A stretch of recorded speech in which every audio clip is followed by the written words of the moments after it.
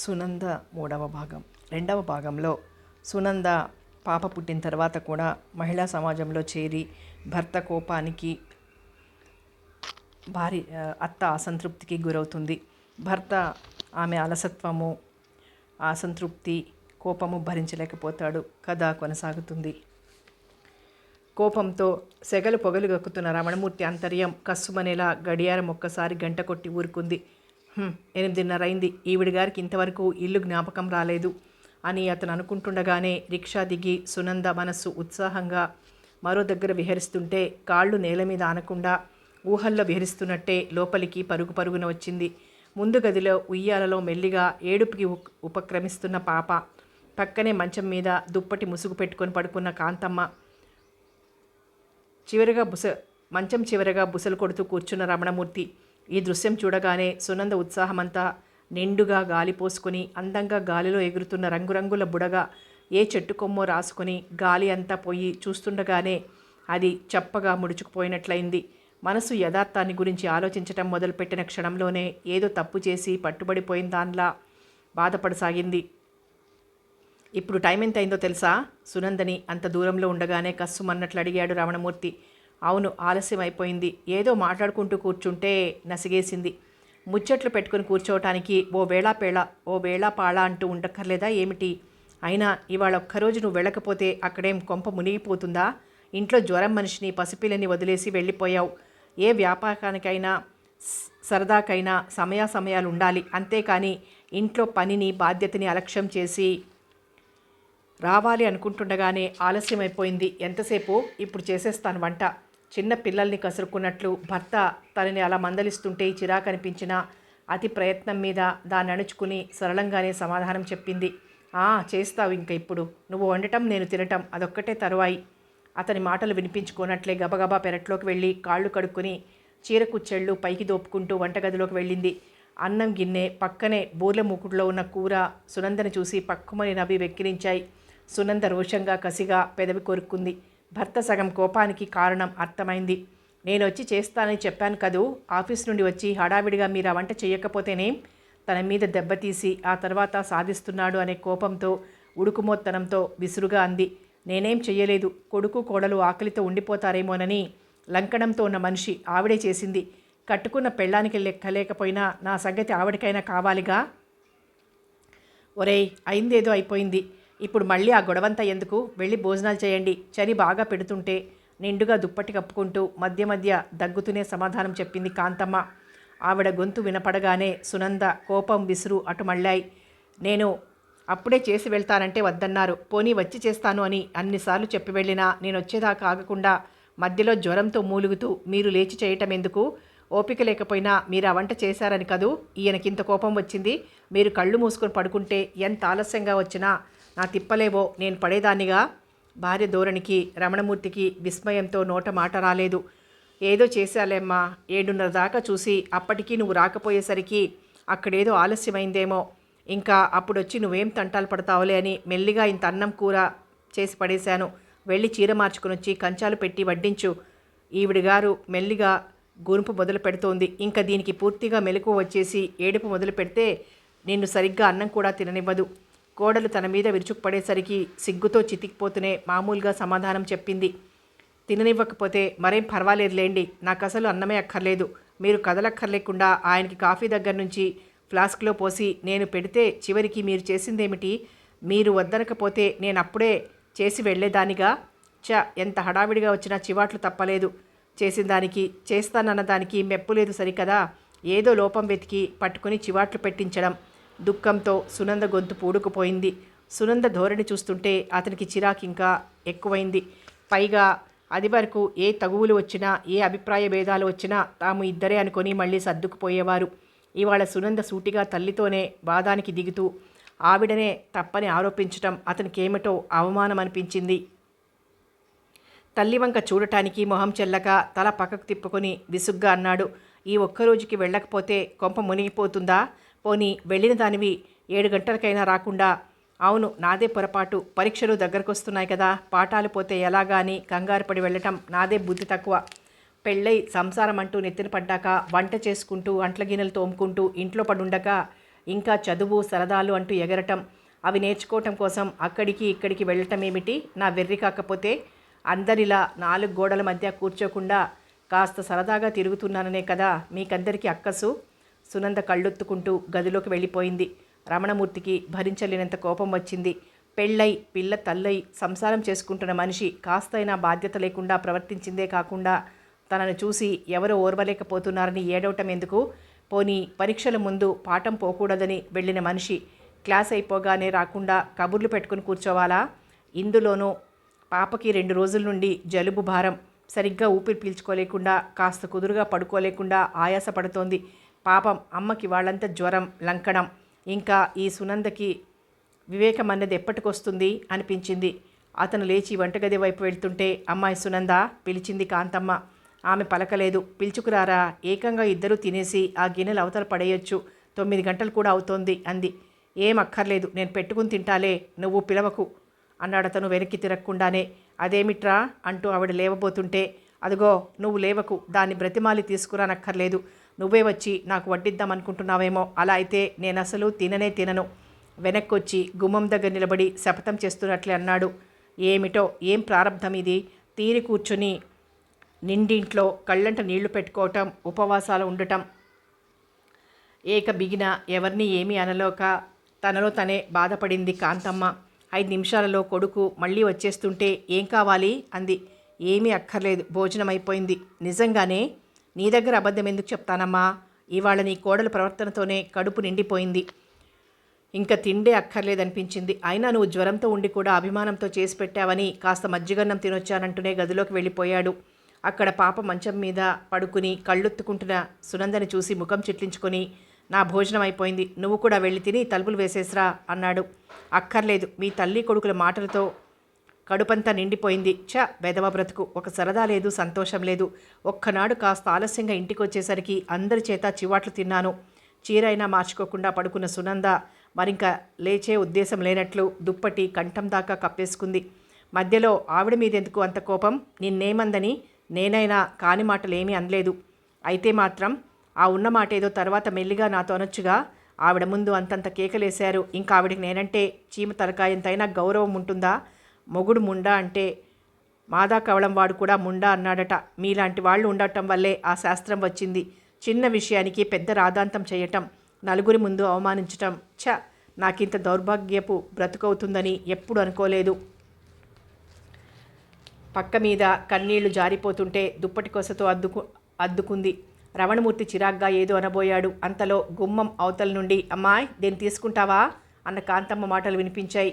అతనే లేచి వెళ్ళి అవతల నిలబడి ఉన్న తల్లి చేతుల్లోంచి పాపను తీసుకొచ్చి సునంద పక్కన పడుకోబెట్టాడు. మరేం మాట్లాడకుండా వెళ్ళి తన మంచం మీద పడుకున్నాడు.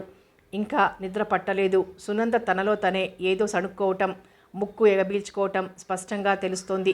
అతని చిరాకు ఇంకా ఎక్కువైంది.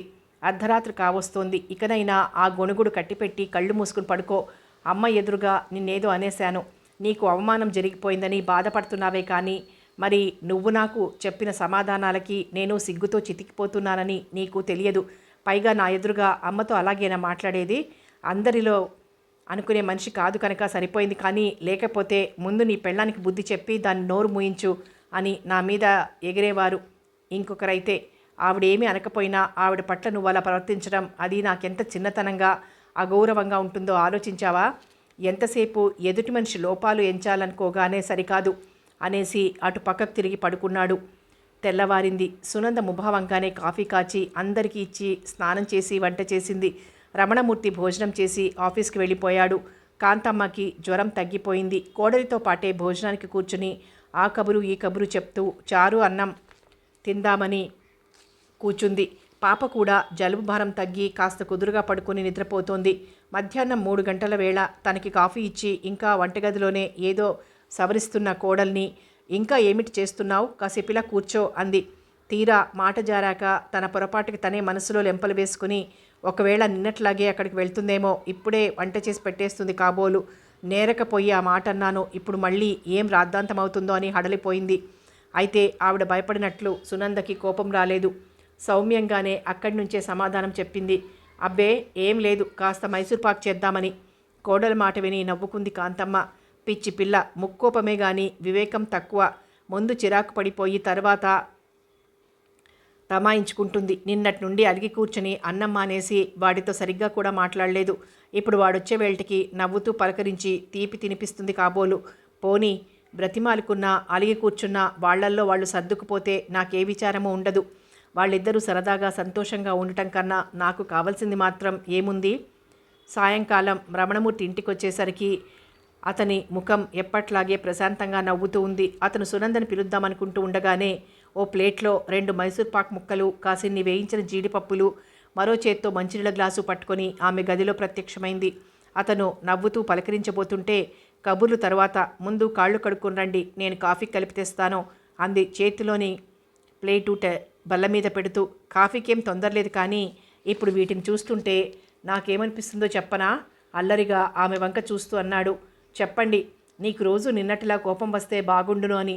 రమణమూర్తి నవ్వుతూ ఆమె భుజాలు చుట్టూ చేయి వేసి దగ్గరకు తీసుకుంటుంటే, మీకంతా వేళాకోళంగానే ఉంటుంది. నా మనసు ఎంత నలిగిపోయిందో మీకు తెలియదు. నాకు కోపం వస్తే మీకు సరదాగానే ఉంటుందేమో, కానీ మీకు కోపం వస్తే మాత్రం నాకు ఎందులోనైనా పడి చచ్చిపోతే బాగుండును అన్నంత దుఃఖం వస్తుంది అంది. ఏం మాటలవి?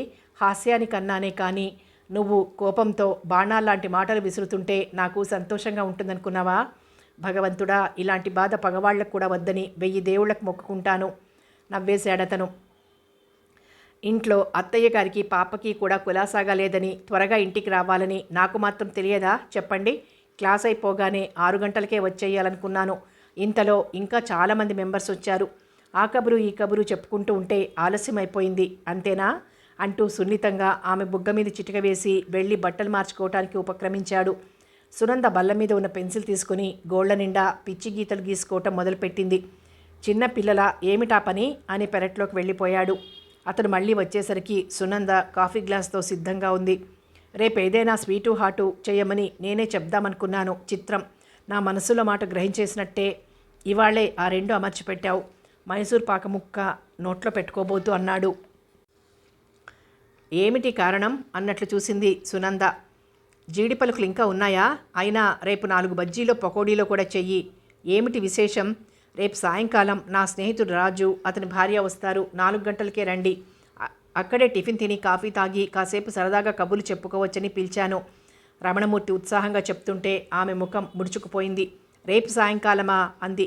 ఆమె భావాలని అర్థం చేసుకోనట్లే తన ధోరణిలో తను చెప్పుకుపోయాడు. అవును, వాళ్ళు ఈ ఊరికి కొత్తగా ట్రాన్స్ఫర్ అయి వచ్చారు. మా చిన్నప్పుడు వాళ్ళమ్మ వాళ్ళంతా ఇక్కడే ఉండేవారు.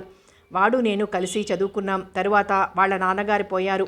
పిల్లల్ని తీసుకుని ఆవిడ పుట్టింటికి వెళ్ళిపోయింది.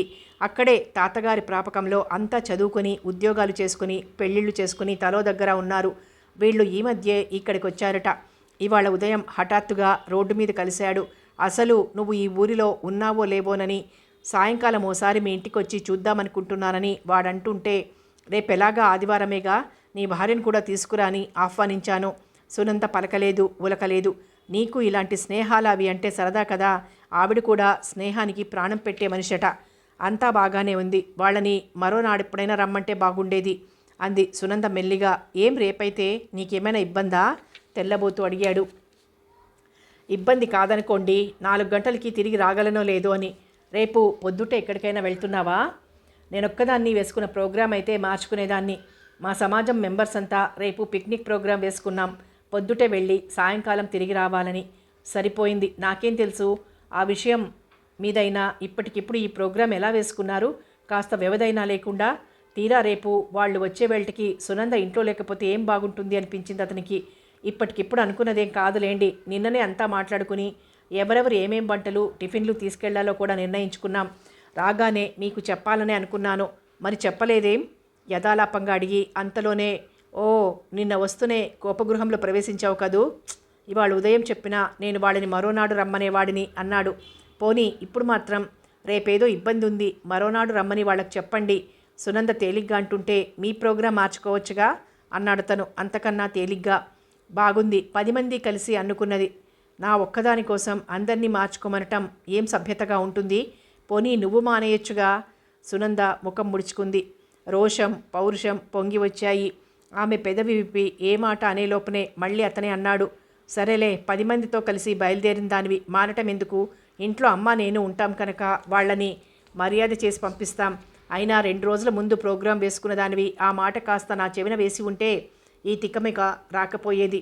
భార్య ఇంట్లో ఉండదని తెలిసి ఎలా రమ్మన్నాడు ఈ పెద్ద మనిషి అని వాళ్ళు అనుకుంటారేమో. సరేలే, నేను మర్చిపోయానని చెప్తాను. ఇంతకీ మీరు వెళ్ళేది ఎక్కడికి? భర్త తన ప్రయాణం మానుకోమంటాడేమో, మళ్ళీ దానికి ఎంత గొడవ చెయ్యాలో అని భయపడిన సునంద తేలిగ్గా ఊపిరి పీల్చుకుంది. ఇక్కడే పాలెంలో మందాకినీదేవి గారికి ఒక మామిడి తోట ఉందట, అక్కడికి వెళ్ళాలని అంది. అసలు ఆ తోట నందగోపాల్దని, మొదట అతడే సరదాగా తనని వాళ్ళక్కయ్యని కారులో తీసుకువెళ్తానని ప్రయాణం చేశాడని చెప్పటానికి సునందకి మనస్కరించలేదు. అతను అంతకి 2-3 రోజుల కిందటే, అక్కయ్య నేను ఇక్కడ కొత్తగా కొన్న తోట నువ్వు చూడలేదు కదూ, ఒకనాడు వెళ్దాం, సునంద గారిని కూడా రమ్మను అన్నాడతను బ్రతిమాలుతున్నట్లు సునందని చూస్తూ. కాస్త మాట సాయం చెయ్యమని అక్కగారిని అర్థిస్తూ. అలాగే వెళ్దాం, వచ్చే ఆదివారం వాళ్ళైతే మీ బావగారు కూడా వస్తారు అంది మందాకినీదేవి. ఎంత చొరవ ఉన్నా, లోపల ఎంత సరదాగా ఉన్నా అలా వాళ్ల కుటుంబంతో ఒక్కతి వెళ్ళి రావటానికి ఏమిటో మొహమాటం అనిపించింది సునందకి. ఆ భావం ఆమె మొహంలోనే కనిపెట్టినట్లు ఆమెను మరింత ఉత్సాహపరచాలి అన్నట్లు మళ్ళీ అన్నాడు నందగోపాల్. ఒక్క మామిడి తోట అయితే అందులో విశేషం ఏమీ ఉండదు.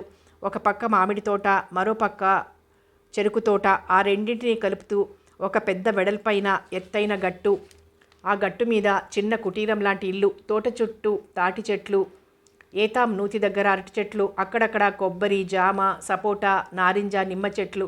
నేనెంత చెప్పినా మీకు దాని అందం అర్థం కాదు, ఒకసారి వచ్చి చూడాల్సిందే. మునివాటిక, తపోవనం, పర్ణశాల అనే మాటల్ని మనం చాలాసార్లు వింటాం, కానీ మా తోటని, ఆ చిన్న ఇంటిని చూస్తుంటే అలాంటి మునివాటికలో వెళ్ళి కూర్చున్నట్లే ఉంటుంది. ఎప్పుడైనా జీవితం మీద విరక్తి అనేది పుడితే అన్నీ వదులుకొని అక్కడికి వెళ్ళి భగవద్ధ్యానంలో కాలం గడపవచ్చుననే ఆ తోట కొన్నాను. అసలు చాలే నీ కబుర్లు అని తమ్ముడిని మందలించి, వెళ్దామా మరి, మీ అభ్యంతరం ఏమీ ఉండదుగా అంది సునందతో మందాకినీదేవి. అభ్యంతరమని కాదు, మన మెంబర్స్ అంతా కలిసి పిక్నిక్ ప్రోగ్రాం వేసుకోవాలని ఎలాగో అనుకుంటున్నాంగా, పోనీ అందరం కలిసి వెళ్తే అంది. సునంద సూచనకి నందగోపాల్ ఏమీ అనలేదు. అటు నందగోపాల్ అనంతరామయ్య గారు కూడా వస్తున్నట్లు మిగిలిన మెంబర్ల తాలూకు మగవాళ్లను కూడా పిలవకపోతే బాగుండదేమోనని ఆలోచిస్తూ, సరే చూద్దాం అంది మందాకినీదేవి. అయితే మర్నాడే బాంబే నుండి అర్జెంటు టెలిగ్రామ్ వచ్చి అనంతరామయ్య గారు అక్కడికి వెళ్లాల్సి రావటంతో మరింక మందాకినీదేవి మెంబర్ల తాలూకు మగవాళ్లను కూడా పిలిచి పెద్ద ఆర్భాటం చేసి హైరానా పడదలుచుకోలేదు. సరే, ఆ మర్నాడు మెంబర్లందరూ కలుసుకున్నప్పుడు మెల్లగా ఆ ప్రస్తావన తెచ్చిందావిడ. మీరంతా సరదాగా వెళ్ళిరండి, మీకు అన్ని సౌకర్యాలు అమిరేలా చూసి ఇల్లు వాడుకోవటానికి రమ్మని నేను మా రైతుకు ఉత్తరం రాసిస్తాను అన్నాడు మా తమ్ముడు. కానీ వాడు స్వయంగా వస్తే మనకే ఇబ్బంది ఉండకుండా అన్ని ఏర్పాట్లు బాగా జరుగుతాయని నేనే రమ్మన్నాను అని ఆవిడంటూ ఉంటే, నిజమే అన్నట్లు ఆయన అన్నట్లు ఉత్తరం రాసిస్తే తీరిపోతుందేమో అన్న వాళ్ళు కూడా ఒకరిద్దరు అన్నారు. కానీ చాలామంది భావన ఒకటే, అసలు మనిషి లేకపోతే వాడెవడో మన మాట వింటాడనే నమ్మకం ఏమిటి, ఆయన కూడా ఉంటేనే బాగుంటుంది అని. చివరికి ప్రోగ్రాం నిర్ణయం అయిపోయింది. పాలెమంటే ఇక్కడికి 8 మైళ్ళు ఉంటుందేమో, ఎలా వెళ్తారు అన్నాడు రమణమూర్తి. జట్కాలు ఏర్పాటు చేస్తానన్నారు మందాకినీదేవి అంది సునంద. విని ఊరుకున్నాడతను. రేపు పొద్దుటే కాఫీ స్నానం ముగించుకొని 8 గంటల లోపల మందాకినీదేవి గారింటికి వెళ్ళాలి. ఉదయం టిఫిన్ ఆవిడ వంతు. తర్వాత 9 గంటలకు అందరం జట్కాలలో బయలుదేరుతాం. మధ్యాహ్నానికి కొంతమంది పులిహోర, కొంతమంది పూరీ కూర తెస్తున్నారు. నేను స్వీటు, మరొక ఆవిడ మిక్చరు, ఒకరు కాఫీ పొడి, పంచదార తెస్తాం. పాలైతే అక్కడే ఉంటాయనుకోండి, గిన్నెలు మాత్రం ఇక్కడి నుంచి తీసుకువెళ్తున్నాం అని సునంద చెప్తుంటే ఆమె అమాయకత్వానికి నవ్వుకున్నాడు. అయితే ఆమె తను అనుకున్నంత అమాయకురాలు కాదని, ఇన్ని వివరాలు చెప్పిన మనిషి కావాలనే మరో విషయం దాచిందని అతనికి చెప్పేవాళ్ళెవ్వరూ అక్కడ లేరు. తమకంటే కాస్త ముందుగా నందగోపాల్ కూడా కారులో అక్కడికి వెళ్ళి ఆ పూట వీళ్ళంతా అక్కడ ఉండటానికి ఏర్పాట్లు చేయిస్తానని చెప్పటానికి ఆమెకి ఇష్టం లేకపోయింది. అసలు నందగోపాల్ అనే వ్యక్తితో మందాకినీదేవి ఇంట్లో పరిచయం జరిగిన సంగతే ఆమె ఇంట్లో ఎవరికీ చెప్పలేదు. అనుకున్నట్లుగానే సాయంకాలం 5 గంటలకి రాజు, అతని భార్య అరుంధతి వచ్చారు. ఆదరంగా వాళ్ళని ఆహ్వానించి లోపలికి తీసుకొచ్చాడు రమణమూర్తి. రామ్మ, రా కూర్చో అంటూ చాపవాల్చి మర్యాద చేసింది కాంతమ్మ. మగవాళ్ళిద్దరూ వీధి గదిలో కుర్చీలలో కూర్చొని చిన్ననాటి సంగతులు తలుచుకుంటూ పాత స్నేహితుల్ని గురించి ముచ్చటించుకుంటూ కూర్చున్నారు. కాసేపు తనతో కబులు చెప్పి తరువాత పాపని చాప మీద పడుకోబెట్టి కాంతమ్మ పలహారం, కాఫీ అది అమరుస్తుంటే మరీ ఉండబట్టలేక అరుంధతి అడిగింది, మీ కోడలు కనిపించదేం అని. అమ్మా, నాకు మతిలేదమ్మా, రాగానే నీకు చెప్దామనుకునే మర్చిపోయాను. ఈ ఊళ్ళో మహిళా సమాజం వాళ్ళంతా ఇవాళ ఎక్కడికో వెళ్ళాలని ముందే ఏర్పాట్లన్నీ చేసుకున్నారట. ఆ సంగతి తెలియక అబ్బాయి మిమ్మల్ని రమ్మన్నాడు. తీరా మీరు వచ్చేసరికి తను లేకపోతే ఎలాగా? ఆ ప్రయాణం మానుకుంటానంది కోడలు. 10 మందితో బయలుదేరిన దానివి మధ్యలో మానుకుంటే ఏం బాగుంటుంది? నేనున్నానుగా, వీళ్ళకన్నీ చూస్తాలే అని నేను బలవంతంగా పంపించా. ఇంట్లో ఎలా ఉన్నా పైవాళ్ల ముందు కోడలి మర్యాద కాపాడాలి అన్నట్లు చెప్పింది కాంతమ్మ.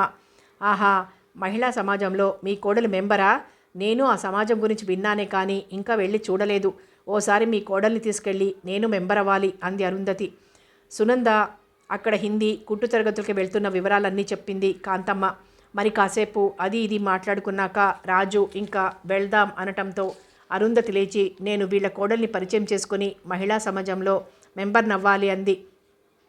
నేను అదే అనుకుంటున్నాను. వచ్చే ఆదివారం వీళ్ళంతా మన ఇంటికి వస్తారు. వీళ్ళ ఆవిడని స్నేహం చేసుకున్నావంటే నీకు కావలసినంత కాలక్షేపం అని రాజు అంటుంటే, ఇంకా నీ కర్మ, జ్వరంతో పడుకుని నోరెండిపోతున్నా గుక్కెడు మంచినీళ్లు గొంతులో పోసే దిక్కు లేకుండా పోయిందని తరువాత ఏడ్చినా ప్రయోజనం ఉండదు అనుకుంటూ మనస్సులోనే స్నేహితుడిని చూసి జాలిపడ్డాడు రమణమూర్తి. పసుపు, కుంకుమ, తాంబూలం, అరటిపళ్ళు ఉన్న పళ్ళెం అతిథుల ముందు పెట్టి, బొట్టు పెట్టుకోమా అంది కాంతమ్మ. క్రింద పెట్టిన పళ్ళెంలోంచి అరుంధతి కుంకుమ తీసుకుని బొట్టు పెట్టుకుని తాంబూలం తీసుకుంటుంటే తల్లి మొహం వంక చూడలేక తల పక్కకు తిప్పేసుకున్నాడు రమణమూర్తి. రోడ్డు మీద నడుస్తూ అంది అరుంధతి. కోడలు మహిళా సమాజంలో మెంబరవటం అది ఈ ముసలావిడికి అంత ఇష్టంగా ఉన్నట్లు లేదు. ఆ వివరాలన్నీ చెప్తున్నప్పుడు ఆవిడ మొహం అదోలా ముడుచుకునే ఉంది. చూసావా, ఆవులిస్తే పేగులు లెక్క పెట్టడం అంటే ఇదే. నేనంతసేపు మాట్లాడినా ఈ విషయం కనిపెట్టలేకపోయాను. ఆవిడ పూర్వకాలం మనిషి. ఈ కాలం వాళ్ళ సరదాలు వ్యాపకాలు ఆవిడకేమర్థమవుతాయి? పోన్లే, తల్లికి ఇష్టం లేదు కదా అని మావాడు భార్యని ఇంట్లోనే బంధించి ఉంచకుండా కాస్త బయటిగాలి పీల్చుకొనిస్తున్నాడు. అది కొంత నయమే అన్నాడు రాజు. సరిగ్గా అదే సమయంలో అక్కడ పాలెంలో ఏతాంతో తోడిపోసిన నీరు చిన్న చిన్న కాలువల గుండా చెరుకు తోట అంతటికి వెళ్తుంటే చూస్తూ గట్టు మీద నిలబడి ఉంది సునంద. అక్కడక్కడ ఉన్న గట్లని పారతో తీసేస్తూ తోటంతటికి నీరందేలా చేస్తున్న గంగమ్మ, అప్పాయమ్మ సునందని చూసి ఏ దేవలోకం నుండో దిగి వచ్చిన అప్సరసో, ఏ మహాసామ్రాజ్యానికి పట్టమహిషో అన్నంత అపురూపంగా చూస్తూ ఆసక్తిగా ఆమెనే మధ్య మధ్య చూస్తూ పనిచేసుకుంటున్నారు. వాళ్ళు ఇంత పేదతనంలో కూడా ఇంత సంతోషంగా ఉండి నవ్వుతూ పనిచేసుకోగలగటానికి కారణం ఏమిటో అన్నట్లు వాళ్ల వంక చూస్తోంది సునంద. అన్నింటికీ కారణం తృప్తి అనేది ఒక్కటే అన్నది ఆమెకు అర్థం కాలేదు. మెల్లిగా వెనక నుండి వచ్చాడు నందగోపాల్. పసుపు రంగు మీద ఎర్రటి గడి ఉన్న మెత్తటి జరీ చీర, ఎర్ర జాకెట్, మెడలో ఒంటిపేట మంగళసూత్రాల గొలుసు, చెవులకి కళావరాకారంలో 3 ఎర్రరాళ్లు పొదిగిన దుద్దులు. ఆమె పచ్చటి శరీరఛాయ, ఆ దుస్తులు, నగలు ఎరుపు రంగుకి తిరగబోతున్న సూర్యకిరణాలతో పోటీ పడుతున్నాయా అనిపించింది అతనికి. వాళ్ళంతా మామిడి పిందెలు, జామకాయలు కోసుకుంటూ ఆ తోటలో ఉన్నారు. మీరొక్కరు ఈ చేలవైపుకి వచ్చారేమిటి అన్నాడు. అతని మాట విని ఉలిక్కిపడినట్లు పక్కకు తిరిగింది సునంద. తనని తాకేటంత దగ్గరగా నిలబడి ఉన్నాడతను. తెల్లటి పైజామా, తెల్లటి సిల్క్ షర్టు, గాలికి రేగి క్రాపులోంచి విడివడి నుదుటి మీదికి జారుతున్న ఉంగరాల జుత్తు. రెప్పవాల్చకుండా అతన్ని చూస్తూ అలా ఎంతసేపైనా ఎంతకాలమైనా నిలబడిపోవాలనిపించింది సునందకి. ఏమిటంత దీర్ఘంగా ఆలోచిస్తున్నారు? ఆమెకి మరికాస్త దగ్గరగా జరుగుతూ అన్నాడతను. ఏముంది, ఏం లేదు, అవ్యక్తమైన ఆనందం, సంతోషంతో అంది. తన సంతోషమో విచారమో ఏదీ వ్యక్తం చేయలేక తొట్రుపడింది సునంద. మీరు చెప్పకపోయినా నేను ఊహించగలను. నవ్వుతున్న అతని కళ్ళు, ఆ పెదవుల విరుపు సునంద తన మనస్సుకి బిగించబోతున్న కళ్యాన్ని కాస్త వదులు చేసినట్లయింది. ఏమిటది అంది ఎలాగో అయిపోతూ. ముందలా పైకి పదండి, అక్కడ మా పర్ణశాలలో కూర్చొని చెప్పుకుందాం. అందరినీ వదిలి మనమిద్దరం ఇక్కడ ఇలా కబుర్లు చెప్పుకోవటం మొదలు పెట్టామంటే అదిగో అక్కడ పనిచేసుకుంటున్న అత్తాకోడలు చెవులు కొరికేసుకుంటారు. ఉత్త నాటు రకం. ఒక మగవాడు ఆడది కలిసి 4 మాటలు మాట్లాడుకుంటే 10 కథలు అల్లేసే రకం అని అతను మెల్లగా అంటుంటే సునంద చటుక్కున తల తిప్పేసుకుంది.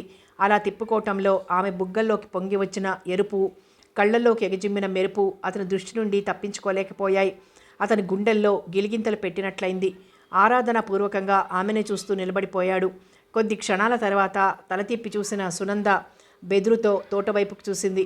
గంగమ్మ, అప్పాయమ్మ నవ్వు దాచుకుంటూ కళ్ళతో ఏదో సైగ చేసుకుంటూ మెల్లగా మాట్లాడుకుంటారు.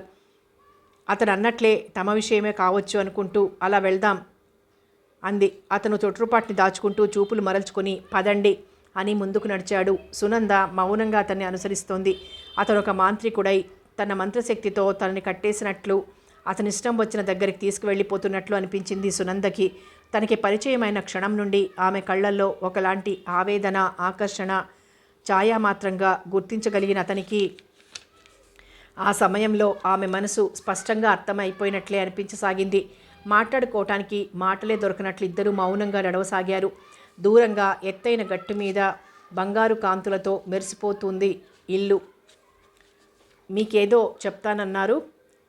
కూర్చున్న 5 నిమిషాలకైనా నందగోపాల్ ఏమీ మాట్లాడకపోవటంతో సునందే అంది. రెప్పవాల్చకుండా ఆమెనే చూస్తున్న అతని పెదవుల మీద చిలిపితనం చిందులాడే చిరునవ్వు తళుక్కుమంది. మీరేమీ అనుకోకూడదు మరి అన్నాడు. అదొకలాంటి భయం, కుతూహలం, ఉత్సాహం మిళితమైన అనుభూతితో ఆమె గుండె కొట్టుకోవటం మొదలుపెట్టింది. సూటిగా అతని వంక చూస్తే తన కళ్ళల్లోని ఆ భావాన్ని అతను పసిగట్టేస్తాడేమో అన్నట్లేటో చూస్తూ అనుకోను అంది. మీరెంత అమాయకులండి. ఇంత చిన్న విషయానికి నేనేదో ఊహించి చెప్పాలా? ఇంతటి మనోహరమైన ప్రదేశంలో, ఈ చల్లని వాతావరణంలో, మనసుకి ఉల్లాసాన్ని, ఆనందాన్ని కలిగించే ఈ పరిసరాలలో యవ్వనంలో ఉన్న ఏ వ్యక్తి అయినా ఆలోచించేది తన జీవిత సహచరుని గురించే. నేను చెప్పింది నిజం కాదంటారా? అంతటి రమణీయమైన ప్రశాంత వాతావరణంలో నేను ఒంటిగా కాకుండా జంటగా మా వారితో పాటు విహరించగలిగితే ఎంత బాగుంటుంది అని మీరు ఆలోచిస్తున్నారు. సునంద ఏమీ మాట్లాడలేదు. కొంగు వేలికి చుట్టుకుంటూ తల వంచుకొని కూర్చుంది. నేనొకటి అడుగుతాను, సమాధానం చెప్తారా? ఏమిటది? ఉలికిపాటుని దాచుకుంటూ అడిగింది. ఈ కాస్త పరిచయంతోటే మీ స్వంత విషయాలలో జోక్యం కల్పించుకుంటున్నాను అనుకోకూడదు. ఊపిరి బిగబట్టి సమాధానం చెప్పింది. రమణమూర్తి గారిది మీలా సరదాగా ఉత్సాహంగా తిరిగే తత్వం కాదనుకుంటాను. ఇల్లు ఆఫీసు తప్ప మరే వ్యాపకాలు ఆయనకి లేవనుకుంటాను అన్నాడు. సునంద మెల్లిగా తల పక్కకు తిప్పేసుకుంది. ప్రపంచంలో మనుష్యులంతా ఒక్కలాగే ఉండరు. వాళ్ళ ఆలోచనలు, అనుభూతులు అనేక రకాలుగా ఉంటాయి. తనెంత కష్టపడుతున్నా, కడుపు నిండా తిండి లేక పస్తులుంటున్నా, మానసికంగా ఎలాంటి శాంతి లేక, గుండెలలో అగ్నిజ్వాలలు భగభగ మండుతున్నా, పైకి చిరునవ్వుతో తన కష్ట నిష్ఠూరాలని పైవాడికి తెలియనివ్వకుండా నిబ్బరంగా ఉండటంలోనే కొంతమందికి తృప్తి, సంతోషము కలుగుతాయి. తన కష్టం అతి స్వల్పమైందే అయినా గోరంతల్ని కొండంతలు చేసి చెప్తూ, ఈ ప్రపంచంలో ఉన్న దురదృష్టాన్ని అంతటినీ తానొక్కడే మోస్తున్నట్లు మాట్లాడుతూ, ప్రపంచమంతా తన బాధ అర్థం చేసుకుని తనకి సానుభూతి చూపించాలనుకుంటారు కొంతమంది. తమ కష్టాన్ని ఎవరైనా గ్రహించి సానుభూతి చూపించబోయేసరికి సిగ్గుతో చితికిపోతూ, తమ సమస్యలకి తామే గుట్టుగా పరిష్కార మార్గం ఆలోచించుకొని ఉన్నంతలోనే సుఖంగా బ్రతకటానికి ప్రయత్నిస్తారు కొందరు. వడ్ల గింజలో బియ్యపు గింజ అన్నంతటి విషయాన్ని కూడా భయంకరమైన సమస్యలుగా చిత్రించుకుని బెంగతో కృంగిపోతూ చుట్టూ ఉన్న వాళ్ళకి కూడా శాంతి లేకుండా చేస్తారు కొంతమంది. ఈ రెండవ కోవకి చెందిన మనిషి సునంద. అత్తగారి వల్ల కానీ, భర్త వల్ల కానీ తనకి కించిత్తైనా కష్టం కలగకపోయినా వాళ్ళు తనని ఇంకా ఎక్కువ గౌరవంగా, అభిమానంగా చూసుకోవటం లేదని, తన వ్యక్తిత్వానికి తగిన గుర్తింపు, ఒక ప్రత్యేకత లేకుండా పోతోందని భావించుకొని ఆ దురదృష్టాన్ని తలుచుకుని బాధపడే తత్వం ఆమెది. నందగోపాల్ అడిగిన ప్రశ్న ఆమె ఆంతర్యపు పొరలలోని బాధాబీచికలని ఒక్కసారి అటూ ఇటూ కదిలించినట్లయింది. ఆ భావాన్ని ఆమె ముఖంలోనే పసిగట్టగలిగిన అతను మళ్ళీ అన్నాడు. మిమ్మల్ని చూసిన నాడు నేనేమనుకున్నానో చెప్పనా? ఇంతటి సౌందర్య రాశిని భార్యగా పొందగలిగిన మూర్తిగారు ఎంతో అదృష్టవంతులు. ఆ సంతోషంలో, సంతృప్తిలో అతను ఈమెని ఎంత అపురూపంగా చూసుకుంటాడో, ఎంత గౌరవంగా నెత్తిన పెట్టుకుంటాడో అనిపించింది. ఆ సంసారంలో మీరు పొందే సుఖశాంతులు ఏ మహా సామ్రాజ్ఞికి కూడా లభ్యం కావేమో అనుకుంటుంటే నేను క్రమంగా ఒక విషయం కనిపెట్టగలిగాను. మా అక్కయ్య వాళ్ళింటికి వచ్చేటప్పుడు మీ ముఖంలో ఉరకలు వేసే ఉల్లాసం, ఉత్సాహం మీరు తిరిగి వెళ్ళేటప్పుడు మచ్చుకైనా ఉండేవి కావు. ఏమిటో ఉదాసీనంగా మోయలేని బరువు కృంగిపోతున్నట్లు అడుగులు వేస్తూ ఇంటి ముఖం పట్టేవారు. ఈమె అశాంతికి కారణమేమిటో తెలుసుకొని దానిని పోగొట్టగలిగితే బాగుంటుంది అనే ఊహ కాదు, కోరిక నాకెన్నోసార్లు కలిగింది. వింటున్న సునంద బాధగా నిట్టూరుస్తూ చేతిలో ఉన్న కర్చీఫ్తో కళ్ళు తుడుచుకుంది. చటుక్కున ఆమె చెయ్యి పట్టుకున్నాడు నందగోపాల్. సునంద ఎద జల్లుమంది. అది భయంతో కాదు, అతని పట్ల కోపంతో కాదు, అసహ్యం అంతకన్నా కాదు.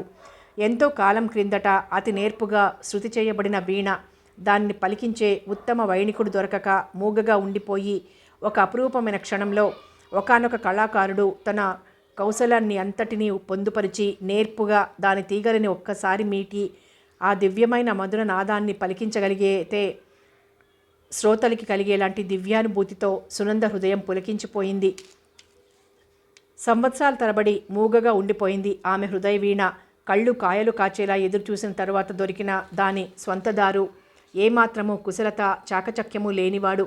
అసలు వీణ అంటే ఏమిటో, ఏ తీగ ఎలా మీటితే ఏ నాదం వస్తుందో కాస్త కూడా తెలియనివాడు. అలాంటి వాడి చేతి స్పర్శతో ఇన్నాళ్ళు భయంకరమైన కర్ణ కఠోరమైన ధ్వనులు వినలేక చెవులు మూసుకున్న సునంద మనస్సు ఈ మధుర క్షణంలో తనని తాను మరిచి పురివిప్పిన నెమలిలా నృత్యం చేసింది.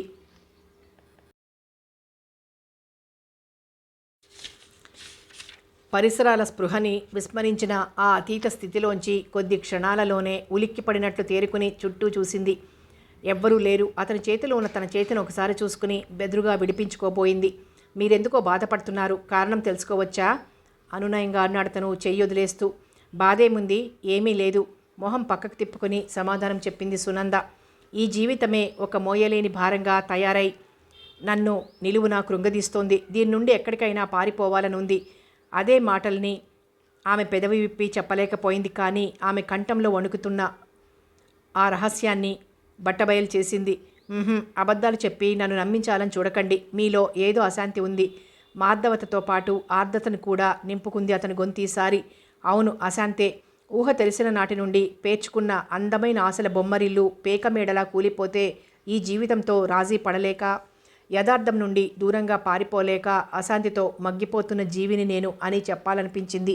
కానీ నిగ్రహించుకొని, అవును, మీరు ఊహించింది నిజమే, నాకు ఇంట్లో కంటే సమాజంలో ఉన్న కాసేపే శాంతిగా ఉంటుంది అంది. నందగోపాల్కి ఒకనాడు అక్కగారు తనకి సునందన్ గురించి చెప్పిన విషయం గుర్తుకొచ్చింది. ఈవిడ ఇలా పాలరాతి బొమ్మలా ఉంటుందా? వీళ్ళాయన ఏమీ బాగుండడు. వీళ్ళిద్దరిని చూస్తే కాకి ముక్కుకు దొండపండు అన్న సామెత గుర్తుకొస్తుంది అందావిడ. సునంద అక్కడ లేనప్పుడు ఆమె మీద ఒకలాంటి సానుభూతి కురిపిస్తూ, తను అందంగా లేకపోయినా చక్కని చుక్కల్ని పెళ్లి చేసుకున్న మగవాళ్ళు ఎంతమంది లేరు? మరి వాళ్ల భార్యలందరూ ఈ సునందలా విచారిస్తూ కూర్చోకుండా సంసారంతో హాయిగా ఉంటారు. మరో కారణం ఏదో ఉంటుంది అనుకున్నాడు. మన పరిచయం అయ్యి కొద్ది రోజులే అయినా మన స్నేహం ఈనాటిది కాదని, ఏ జన్మలోనో విడిపోయిన మనం ఇప్పుడు మళ్ళీ ఇలా కలుసుకున్నామని అనిపిస్తుంది నాకు. మీకు నా పట్ల అలాంటి అభిప్రాయం ఉందో లేదో నాకు తెలియదు, కానీ మీరు సుఖంగా లేరు అన్న విషయం నాకు తీరని వ్యధని కలిగిస్తోంది. మీరు అర్థం చేసుకోగలిగితే చాలు. అతని మాటలు వింటున్న సునంద గుండెల్లోంచి మళ్ళీ దుఃఖం ఉబికి వచ్చింది. అదిగో అదే వద్దన్నది అంటూ అతను చెయ్యి జాచి కళ్ళు తుడిచే లోపలే సునంద కొంగుతో కళ్ళెద్దుకుని దూరం నుండి వస్తున్న రైతుని చూపించింది. గంప నిండా కొబ్బరి బొండాలు పెట్టుకొని వచ్చాడు అప్పన్న. వాళ్ళంతా తోటలో ఉన్నారు, పిలుచుకురా, లేకపోతే అక్కడికే తెమ్మంటారేమో అడిగిరా అన్నాడు నందగోపాల్. అప్పన్న గంప దింపి పక్కన పెట్టి తోటవైపు నడిచాడు. రేపు కాస్త త్వరగా రాకూడదు? మీ టీచర్ వచ్చే లోపనే అక్కయ్య మనం ఏ క్యారమ్స్ ఆడుకోవచ్చు అని అతనంటూ ఉంటే సునందకు నవ్వు వచ్చింది. నందగోపాల్తో పరిచయం అయిన నాటి నుండి క్లాసుకి కనీసం అరగంట ముందు రావటం, టీచర్ వచ్చేదాకా కబుర్లు చెప్పుకుంటూ కూర్చోవటం పరిపాటైపోయింది. సునంద నవ్వు చూసి, నాకు ఇక్కడ వ్యాపకం ఏమీ లేక రోజు గడవటమే కష్టంగా ఉంది, అందుకని అన్నాను అన్నాడతను చిన్న పిల్లాడిలా. ఇంకా ఉంటారా అంది సునంద. మన పరిచయం ఇక్కడితో ముగిసిపోతుంది. ఇంక మనం మళ్ళీ ఈ జన్మలో కలుసుకోలేమేమో అన్న తపన నిండి ఉంది ఆమె గొంతులో. ఇదిగో ఈ పొలం చూసుకుని రైతులతో మాట్లాడాలనే వచ్చాను. ఒక వారం అనుకున్న వాడిని దగ్గర 3 వారాలున్నాను. ఇంకా రేపో ఎల్లుండో వెళ్ళిపోవాలి. బావగారు ఊరు నుండి వచ్చేదాకా ఉండమంటోంది అక్కయ్య. మళ్ళీ ఎప్పుడొస్తారు? మీరంతా ఎప్పుడు రమ్మంటే అప్పుడే ఆమెను కవ్విస్తున్నట్లే అన్నాడతను. బాగుంది, మాదేముంది, మీ అక్కయ్య ఎప్పుడు రమ్మంటే అప్పుడే వస్తారన్నమాట. తన బలహీనత అతనికి అర్థం అయిపోయిందని తెలిసినా ఒకలాంటి బింకంతో అంది సునంద. అతను కళ్ళతోనే నవ్వి ఊరుకున్నాడు. దూరం నుండి 10 మంది గలగలా కబులు చెప్పుకుంటూ వస్తున్న అలికిడై, అదిగో పటాలం వస్తోంది అన్నాడు. సునంద లేచి వాళ్ళకి ఎదురు వెళ్ళింది. వాళ్ళు ముఖాముఖాలు చూసుకుంటూ, తోటలోకి రాకుండా ఇక్కడే ఉండిపోయారా అన్నారు. రావాలనే బయలుదేరాను. దారిలో ఆ నూతి దగ్గర నిలబడి ఏతాంతో తోడిన నీళ్లు వాళ్ళు తోటంతటికి పెడుతుంటే చూస్తూ నిలబడిపోయాను. ఇంతలో కొబ్బరి బొండాలు వచ్చాయి, మీరు వచ్చారు అంది నవ్వుతూ. అంతా కొబ్బరి నీళ్లు తాగారు. బాబోయ్ చీకటైపోతోంది అన్నారు మధ్యలో ఒకరు. ఇంటికి వెళ్ళేసరికి మరీ ఆలస్యం అయిపోతుందని భయపడే వాళ్ళెవరైనా ఉంటే ఆ కారులో రావచ్చు, వెనక సీట్లో 3-4 సర్దుకొని కూర్చోవచ్చు అన్నాడు నందగోపాల్. ఎవ్వరూ మాట్లాడలేదు. కానీ అందరి కళ్ళు గుంభనంగా ఒక్కసారి సునంద మీద వాలి మళ్ళీ చటుక్కున తప్పుకున్నాయన్న విషయం అవతలి వారు గమనించకుండా ఎవరికి వారే జాగ్రత్త పడ్డారు. చివరికి సునందే అంది, తీరా బయలుదేరి వచ్చిన వాళ్ళం కాస్త ఆలస్యమైనా పర్వాలేదనుకోవాలి. మనం ఎలా వచ్చిన వాళ్ళం అలాగే వెళ్తామని ఏమంటారు అంది అందరి వంక చూసి. అలాగే త్వరగా బయలుదేరదాం అన్నారంతా. వచ్చే నెలల్లో క్లబ్బు వార్షికోత్సవం చాలా ఘనంగా జరుపుకోవాలని మెంబర్లంతా ఏకగ్రీవంగా తీర్మానించుకున్నారు.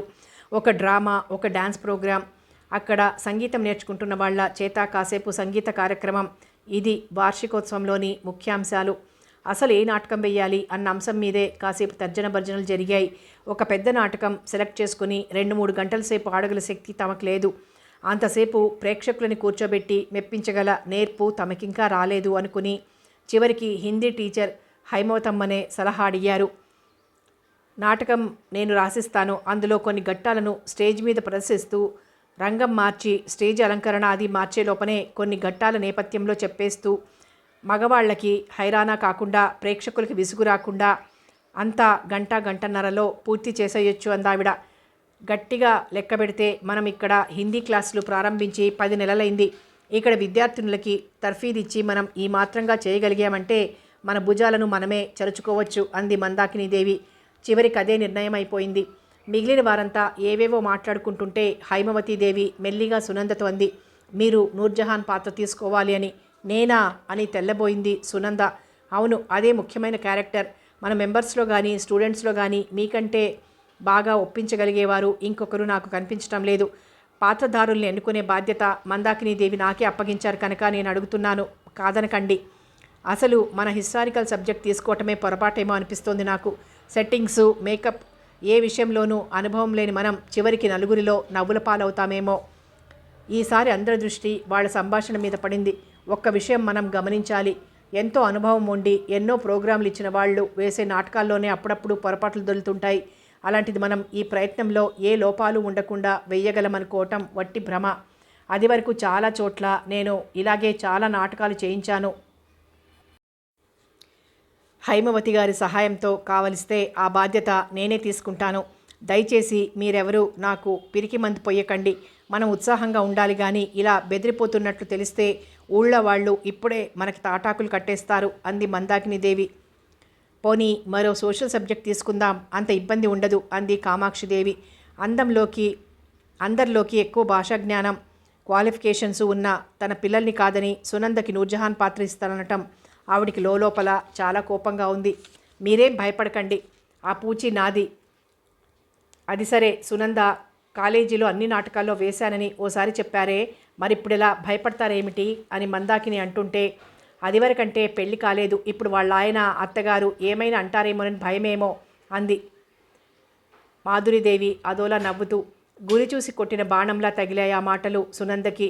అదివరకెప్పుడో చేసింది, ఇప్పుడు తనలో ఆ నటనాశక్తి ఉందా అనే జంకు ఏమైనా ఉంటే దాన్ని ఈ పౌరుషం అణగదొక్కేసింది. 50 మంది మెంబర్లు ఉన్న మహిళా సమాజానికి జాయింట్ సెక్రటరీగా ఉండి సమాజం కార్యక్రమాలు బాధ్యతంతా సగం తన నెత్తిన వేసుకుని అతి చాకచక్యంగా దాన్ని నిర్వహిస్తున్న తను సమాజం వేసే నాటకంలో పాల్గొనటానికి భర్త అత్తగారు అడ్డొస్తారా? వాళ్ళకి భయపడి తను మానుకుంటుందా? అనుకొని, అదేం కాదు, నా ఉత్సాహానికి వాళ్ళెప్పుడూ అడ్డురారు దర్పంగా సమాధానం చెప్పింది మాధురీదేవికి. అయితే మీరు ఒప్పుకున్నట్లే కదూ, చాలా థ్యాంక్స్. ఇంకా తర్వాతి విషయం ఏమిటంటే డబ్బు వసూలు చేయటం. ఈ వార్షికోత్సవానికి అయ్యే ఖర్చు పోను మన సమాజానికి అంతో ఇంతో మిగిలేలా మనం ఈ సమయంలోనే వసూలు చేయాలి. అంటే ఆ డబ్బు మనం దాచుకుంటామని కాదు, బోలెడు ఖర్చులు సిద్ధంగా ఉన్నాయి. మరి పాత కుట్టు మిషన్ కొన్న అప్పు ఇంకా తీరనే లేదు. పైగా ఒక్క మిషన్తో పని జరగటం లేదు, ఇంకో మిషన్ కావాలని అంతా అంటున్నారు. ఈ డొనేషన్స్ కలెక్ట్ చేసే బాధ్యత మెంబర్లంతా తీసుకోవాలి అంది మందాకినీదేవి. ఆ టికెట్లో రసీదు కాగితాలో ఏవో ముందు ప్రింట్ చేయించండి. అప్పటి నుండి చందా వసూలుకి బయలుదేరకపోతే ఆ వేల్టికి డబ్బు కూడటం కష్టం అంది హైమవతీదేవి. తన కలం నుండి వెలువడిన తన దర్శకత్వంలో ప్రదర్శింపబడుతున్న నాటకం అది ఎంత చిన్నదైనా వీలైనంతమంది ఎక్కువ జనం దాన్ని చూసి మెచ్చుకోవాలని ఆమె ఉబలాటం. అలాగే నేను మా తమ్ముడికి కూడా ఒక టికెట్ పంపిస్తాను, కనీసం 25 రూపాయలైనా పంపించమని రాస్తాను మందాకినీదేవి అంటుంటే, 25 ఏమిటండి, ఆయన లాంటి వారు 116 ఇవ్వచ్చు అంది సునంద. నిజమే, ఇదిగో ఇప్పుడే చెప్తున్నాను, మన మెంబర్స్ మాత్రం ఒక్కొక్కరు 10 రూపాయలకి తక్కువ కాకుండా ఇవ్వాలి. ఎంతమందైనా వాళ్ళ ఇంటి నుండి రావచ్చనుకోండి అంది కామాక్షిదేవి. అది వాళ్ళ శక్తికి ఉత్సాహానికి వదిలేద్దాం. బలవంత పెడితే బాగుండదు అంది మందాకినీదేవి. తరువాత అంతా లేచి ఇళ్ల ముఖం పట్టారు. గదిలో కూర్చుని పుస్తకం చదువుకుంటున్న భర్త మెడ చుట్టూ 2 చేతులు వేసి గారంగా అతని కళ్ళల్లోకి చూస్తూ, మీకు గుడ్ న్యూస్ చెప్పనా అంది సునంద. ఆమె ప్రవర్తన వెనక ఉన్న ఉత్సాహపు వెల్లువని అర్థం చేసుకోవటానికి ప్రయత్నిస్తూ చెప్పు అన్నాడు. మా సమాజం వార్షికోత్సవం మరో నెల్లాళ్లలో జరుపుకుంటున్నాం. ఇవాళ కూర్చుని కార్యక్రమం అంతా డిసైడ్ చేసేశాం. చిన్న చిన్న ఐటమ్స్ ఏవో ఉన్నాయనుకోండి. డ్రామా మాత్రం ముఖ్యంగా చెప్పుకోదగింది. అందులో మెయిన్ రోల్ నాది. నువ్వు నాటకంలో వేషం వేస్తావా? ఏమ్మా అంత విస్తుపోతున్నారు? కాలేజీలో 2-3 నాటకాల్లో వేసి ప్రైజులు కూడా తెచ్చుకున్నాను. బొత్తిగా అంత చేతకాందాన్ని అనుకోకండి అంటూ మొహం ముడుచుకుంది సునంద. కాలేజీ ఫంక్షన్స్లో ఆడపిల్లలంతా కలిసి ఏదైనా ఐటెం ప్రదర్శించినప్పుడు అందులో సునంద విధిగా ఉండేది. నీకు అనుభవం ఉందని నాకు తెలుసు. అయితే అప్పటి సంగతి వేరు. ఇప్పుడు పెళ్ళై సంసారం చేసుకుంటున్న దానివి. ముఖానికి రంగు పూసుకుని స్టేజి ఎక్కుతానంటే చూసిన వాళ్ళంతా ఏమనుకుంటారు? మా అమ్మ ఏమనుకుంటుంది? నా ఉత్సాహం మీద మీరన్నీ చన్నీళ్లు చల్లుతారని నేను అనుకోలేదు. మహిళా సమాజం మెంబర్స్ అందరూ ఆడవాళ్లే వేసేవారు. వేసేదాన్ని నాకు లేని అభ్యంతరం మీకేమిటో నాకు అర్థం కావటం లేదు. అతనికి దగ్గరగా జరిగి టేబుల్ నానుకొని నిలబడుతూ అంది. వేసేవాళ్ళు ఆడవాళ్లే కావచ్చు, చూసేవాళ్ళు మగవాళ్ళు ఉండరా? రమణమూర్తి అంటుండగానే మీరింత సంకుచితంగా ఆలోచిస్తారని గ్రహించుకోలేక వాళ్లకు మాటిచ్చేశాను. నా నటన చూసి నా నేర్పుని ప్రతిభని మెచ్చుకొని మీరు పొంగిపోతారనుకున్నాను కానీ అంది. ఆమె కళ్ళల్లో నీళ్లు తిరిగాయి. ఆ రోజుల్లో ఎప్పుడైనా తనకి వీల్లేదంటే తన స్నేహితురాళ్ళు, చివరికి లెక్చరర్లు కూడా తనని బ్రతిమాలి ఒప్పించిన సందర్భాలు గుర్తుకొచ్చాయి. నీ ఉత్సాహం, బాధ రెండూ నేను అర్థం చేసుకోగలను. కానీ చూసిన 10 మంది మన ముందు మెచ్చుకున్నట్లు మాట్లాడినా చాటున 4 రకాలుగా అనుకుంటారు. మరో పని పాటు లేక నోటికి వచ్చినట్లుగా వాగేవాళ్ల మాటలు నేను లెక్క చెయ్యను ఉడుకుమోత్తనంగా అంది. మనం గుట్టుగా సంసారం చేసుకుంటున్నాం. తీరి కూర్చుని ఏదో అనేవాళ్ల మాటల్ని నేను లెక్క చెయ్యను. కానీ మనంతట మనం వెళ్ళి 10 మంది మధ్య నిలబడి విమర్శలకి అవకాశం ఇవ్వటంలో అర్థం ఏమైనా ఉందా? అతని పట్టుదలకి ఆమెకి దుఃఖం పొంగి వచ్చింది. అలా భయపడుతూ కూర్చుంటే ఎవ్వరూ ఏ కళలోనూ రాణించలేరు. అయినా నేనిప్పుడేం నా ప్రతిభని 10 మందికి చాటుకోవాలని ఇందుకు తయారవ్వలేదు. మా క్లబ్లో జరుగుతున్న క్లాసులు, వాటి ప్రోగ్రెస్ అందరికీ తెలిసేలా చెప్పాలని మా ఉద్దేశం. డ్యాన్స్ క్లాస్ వాళ్ళు ఒక ఐటెం, సంగీతం క్లాస్ వాళ్ళు ఒక ఐటెం చేస్తున్నారు. కుట్టు క్లాస్ వాళ్ళు తయారు చేసిన దుస్తులు, ఎంబ్రాయిడరీ వర్క్స్ అన్నీ ఎగ్జిబిషన్లో పెడతారు. ఇంకా హిందీ క్లాస్ నుండి కొంతమందైనా ప్రయత్నించి ఒక ఐటెం ఇవ్వగలిగితే బాగుంటుందని. మీ వారు ఒప్పుకోరేమో. ఆయన్ని, మీ అత్తగారిని మేమొచ్చి అడుగుతాం అన్నారు. కలెక్టర్ గారి భార్య వాళ్ళును. అబ్బే, వారికి అలాంటి అభ్యంతరం ఏమీ ఉండదు. నా ఉత్సాహాన్ని చూసి సంతోషిస్తారే కానీ దాన్నెప్పుడూ భంగం చెయ్యరని గొప్పగా వాళ్ళకి సమాధానం చెప్పొచ్చాను. నాకు ఆకలేస్తోంది, ముందు అన్నం తిందాం, కాళ్ళు కడుక్కునరా అని చెప్పి వంటగది వైపు వెళ్ళిపోయాడు. కోడలు వాలకం చూసి మళ్ళీ ఏదో వచ్చింది అనుకుంది కాంతమ్మ. మొగుడు పెళ్ళాం ఎడమొహం పెడమొహంగా ఉండటం, ఈవిడి గారు మాటా మంచి ఆడకుండా ముభావంగా 2 మెతుకులు తిని లేచిపోవటం, ఇలా 2 రోజులో 3 రోజులో సాగాలి. అప్పటికి దీని తిక్క కాస్త సర్దుకుంటుందనుకుంది కాంతమ్మ. మర్నాడు గడిచిపోయింది. 3వ నాడు పొద్దుటే రమణమూర్తి ఆఫీస్కి వెళ్ళబోతుంటే సునంద అడిగింది, సాయంకాలం క్లాస్కి వెళ్ళినప్పుడు వాళ్ళకి నా అంగీకారం చెప్పేస్తాను, మిగతా ఏర్పాట్లన్నీ చేసుకోవాలిగా. అతనేం మాట్లాడలేదు. అయిష్టంగా నుదురు చిట్లించి నీ ఇష్టం అనేసి వెళ్ళిపోయాడు. సాయంకాలం అతను ఆఫీస్ నుండి తిరిగి వచ్చేసరికి వీధి వరండాలోనే మనవరాలు నాడిస్తూ కూర్చున్న తల్లి ఎదురైంది. అతను పాపని పలకరిస్తూ షూ విప్పుకుంటుంటే, నువ్వు కాఫీ తాగాక అలా వెళ్ళి ఓ తలనొప్పి మాత్ర తెచ్చిపెట్టు. సునందకి తలనొప్పట, మధ్యాహ్నం నుండి లేవలేదు, అమృతాంజనం రాసినా తగ్గినట్లు లేదు అంది. సునందకి తలనొప్పా అడిగాడే కానీ అతనికేదో అనుమానంగానే ఉంది. తల్లి సమాధానానికైనా చూడకుండా గదిలోకి వెళ్ళిపోయాడు. ఆవిడ లేచి పాపను తీసుకుని వంటగదిలోకి వెళ్ళిపోయింది. తలనొప్పి వచ్చిందా? ఎవరి చేతైనా మాత్ర తెప్పించుకోకపోయావా? నే వచ్చేదాకా బాధపడుతూ కూర్చోకపోతే అంటూ ఆమె నుదుటి మీద చేయి వేశాడు. నాకు మాత్ర అక్కర్లేదు, మంత్రం అక్కర్లేదు, కాసేపు ఇలా కళ్ళు మూసుకొని పడుకోనివ్వండి విసురుగా అతని చెయ్యి తోసేస్తూ అంది. నిజంగా అది తలనొప్పి అయితేగా మందు వేసుకోవడానికి కోపం వచ్చి పడుకున్నావు కదూ? లోపల చిరాగ్గా ఉన్న పైకి హాస్యంగా అన్నాడు. నా బ్రతుక్కి కోపగించుకునే శక్తి కూడానా? అక్కడ అన్ని కబుర్లు చెప్పి వచ్చాను. ఇప్పుడు నేను వేషం వెయ్యనని వాళ్ళందరితో ఏ ముఖం పెట్టుకుని చెప్పమంటారు? నా మాటకి మన ఇంట్లో అంత విలువ లేదు. నాకే స్వతంత్రము లేదని వాళ్ళకి తెలిస్తే రేపు నా మీద ఏమైనా గౌరవం ఉంటుందా? ఫలానా ఆవిడ మొగుడి మాట లెక్క చెయ్యదని, తన ఇష్టం వచ్చినట్లే ప్రవర్తిస్తుందని నలుగురు అనుకుంటే మాత్రం నీకు బాగుంటుందా? మీ మాట చెల్లించుకోవాలనే పట్టుదల తప్పితే నేను చేస్తానన్న దాంట్లో తప్పేం లేదు. సర్లేండి, మీ మాటే నెగ్గించుకోండి. నేను మాత్రం ఇంక జన్మలో సమాజం మొహం చూడను. క్లాసులు సరదాలు అన్నీ మానేస్తాను. గడపే కైలాసం, ఇల్లే వైకుంఠమని ఇక్కడే పడుంటాను అని సునంద అంటుంటే అతనికి పక్కుమని నవ్వు రాబోయింది. కానీ అంతలో ఏదో భయం దాని పీక నొక్కేసింది. ఇవాళ సునంద వెళ్ళకపోయేసరికి రేపో ఎల్లుండో ఆ మందాకినీదేవి, కలెక్టర్ గారి భార్య, జడ్జి గారి భార్య అంతా కట్టకట్టుకొని వస్తారేమో అనిపించింది. ఒక్క క్షణం ఆలోచించాడు. వాళ్ళు రావటమే నిజమై తనని అడిగితే అప్పటికీ కాదనటం మరీ మూర్ఖత్వంగా ఉంటుంది. సునంద ఇంకొక రోజు అక్కడికి వెళ్ళకపోతే వాళ్ళు ఎలాగా వస్తారు?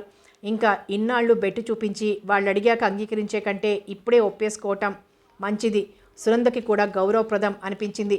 సరే ఆలోచిద్దాం, కానీ ముందు లేచి మొహం కడుక్కొని కాస్త చిరునవ్వుతో ఉండు. నిన్ను చూస్తేనే భయమేస్తోంది అన్నాడు నవ్వుతూ. సునంద ఏమీ అనలేదు, కానీ అతను ఒక మెట్టు దిగాడని ఆమెకు అర్థమైంది. రమణమూర్తి బట్టలు మార్చుకొని లోపలికి వెళ్ళి 2 గ్లాసులతో కాఫీ తీసుకొచ్చాడు. ఒక గ్లాసు సునందకిస్తూ, తలనొప్పి మాత్ర వేసుకుని, ఇది తాగమందమ్మ, మాత్ర దగ్గరే ఉందని ఆవిడికి చెప్పాలే అని అతను అల్లరిగా నవ్వుతుంటే తల వంచుకుని పెదవి కొరుక్కుంది సునంద. నన్ను లొంగదీసుకోగలిగే ఆయుధాలన్నీ నీ దగ్గరున్నాయి. ఇంకా నేనెప్పుడు ఓటమి అంగీకరించాల్సిందే. ఎలాగా ఒప్పుకోదలిచిన వారు నన్ను ఇంత ఏడిపించకుండా సరదాగా అంటే మీ సొమ్మేం పోయింది? నీకు ఓపిక తక్కువ. తలిచినప్పుడే తాత పెళ్ళంటావు. అవతల మనిషికి ఆలోచించుకునే వ్యవధైనా ఇవ్వవు అన్నాడు. రాత్రి భోజనాల వేళ, అమ్మా, నీ కోడలు నూర్జహాన్ అవుతుందట అన్నాడు తల్లితో. నోట్లో పెట్టుకోబోతున్న ముద్ద అలా చేతిలోనే పట్టుకొని, ఏమిటి అంది కాంతమ్మ. ఆవిడకేమీ అర్థం కాలేదు. వీళ్ళ మహిళా సమాజం వాళ్ళు నూర్జహాన్ నాటకం వేస్తారట. అందులో నూర్జహాన్ వేషం సునందని వెయ్యమని అడుగుతున్నారట. మీకేం మతిపోలేదు కదా? పరువు మర్యాదగా బ్రతికే ఇంటి కోడలు నాటకంలో వేషం వేస్తే నలుగురు నవ్విపోరా? మెత్తగా మందలించింది కాంతమ్మ. సునంద కసిగా అన్నం కలుపుతూ కూర్చుంది. అది కాదమ్మా, మంచి మర్యాద అనేవి కాలాన్ని బట్టి కూడా మారుతుంటాయి. అమ్మమ్మ కాలంలో ఆడవాళ్లు వీధి గడపలో నిలబడితేనే ఆ ఇంటి పరువు మంటగలిసిపోయేది అనుకునేవారు. ఆడవాళ్లు స్కూలుకి వెళ్ళటం, చదువుకోవటం అన్న మాటే ఉండేది కాదు. నీ కాలం నాటికి 13, 14 సంవత్సరాలు వచ్చిందాకా ఆడపిల్ల స్కూలుకు వెళ్ళి చదువుకోవటం, 10 మందిలో కలిసి సినిమాలు, నాటకాలు చూడటం అదో తప్పుగా భావించబడలేదు. సరే, ఇంక మాతరంలో ఆడవాళ్లు కూడా మగవాళ్లతో పాటు కాలేజీలలో చదువుతున్నారు, అవసరమైతే ఉద్యోగాలు చేస్తున్నారు. అంటే ఆడది ఇల్లు విడిచి బయటికి రాకూడదు అన్న ఆంక్ష తప్పిపోయింది. సరే, ఇప్పుడిప్పుడే ఆడవాళ్ళకి కూడా ప్రత్యేకంగా క్లబ్బులు అవి వచ్చాయనుకో. వాళ్ళంతా సరదాగా ఓ కార్యక్రమం అంటూ ఏర్పాటు చేసుకున్నప్పుడు అందులో మెంబర్లే ముందుకు రాకపోతే ఏం బాగుంటుంది? నీకు కొత్తగా ఉంటుంది. కానీ ఇలా లేడీస్ క్లబ్ వాళ్ళు నృత్య ప్రదర్శనలు ఇవ్వటం, నాటకాలు వేయటం చాలా చోట్ల జరుగుతూనే ఉంటుంది. భర్త తన పక్షంగా అంత బాగా మాట్లాడుతూ ఉంటే సునందకు అమాంతం అతన్ని చుట్టేసి తన సంతోషం వ్యక్తం చేసుకోవాలనిపించింది. ఎదురుగా అత్తగారు కూర్చున్న విషయం గుర్తుకొచ్చి 2 కళ్ళ నిండా కృతజ్ఞతని నింపుకొని అతని వంక చూసింది. కాంతమ్మకైతే నోటిలో ఉన్న ముద్ద మింగుడు పడడమే కష్టమైపోయింది. ఇప్పుడు కొడుకు చెప్పిన ఉపన్యాసమంతా అంతకుముందు కోడలు అతనికి నూరిపోసిందేమోనన్న అనుమానం కూడా ఆవిడికి రాకపోలేదు. అంటే ఆ మాత్రం తెలివి తన కొడుకు లేదని కాదు. మధ్య మధ్య కోడలికేదో ఆవేశం లాంటి ఉత్సాహం వస్తుంటుంది. దానికి తల తాటించమని తన కొడుకుని వేధించుకు తింటుందని ఆవిడ నమ్మకం. ఆవిడ మౌనంతోనే ఆవిడ అభిప్రాయం గ్రహించిన రమణమూర్తి, ఏమ్మా, నీకిష్టం లేదా అన్నాడు. సరే, నా ఇష్టానికి ఏముందిలే, మీ ఇద్దరికి ఎలా తోస్తే అలా చెయ్యండి అనేసింది ఆవిడ ముక్తసరిగా. మీ ఇష్టం వచ్చినట్లు చెయ్యండి అని తప్పించుకుంటే తాను వారితో పాటు మీరు కూడా ఇవాళ వచ్చి నా నటనను చూసి నన్ను అభినందించాలి అన్నది సునంద సంబరంగా. ఇంత బ్రతికి అన్నట్లు నేను నీ నాటకం చూడటం ఒకటే తక్కువ అనుకున్న కాంతమ్మ పైకి ఏమనలేదు. అభినందనలే తప్ప విమర్శలు పనికిరావన్నమాట నీకు అందామనుకున్న రమణమూర్తి కూడా మౌనంగా ఉండిపోయాడు. ఎవరి ఆలోచనల్లో వాళ్ళు ఉండిపోయి భోజనాలు ముగించారు. రోజులు గడుస్తున్నాయి. ఇంకా వార్షికోత్సవం 15 రోజుల్లోనే ఉంది. మెంబర్స్ అంతా ఉత్సాహంగా తమ తమ బాధ్యతల్ని నిర్వహిస్తున్నారు. సునందకి ఊపిరాడనంత హడావిడిగా ఉంది. ఉదయం 9 గంటలకి ఉడికి ఉడకని అన్నం 4 మెతుకులు నోట్లో వేసుకొని వెళ్ళిన మనిషి మళ్ళీ రాత్రి 8 గంటలకే ఇల్లు చేరుతోంది. కథ కొనసాగుతుంది.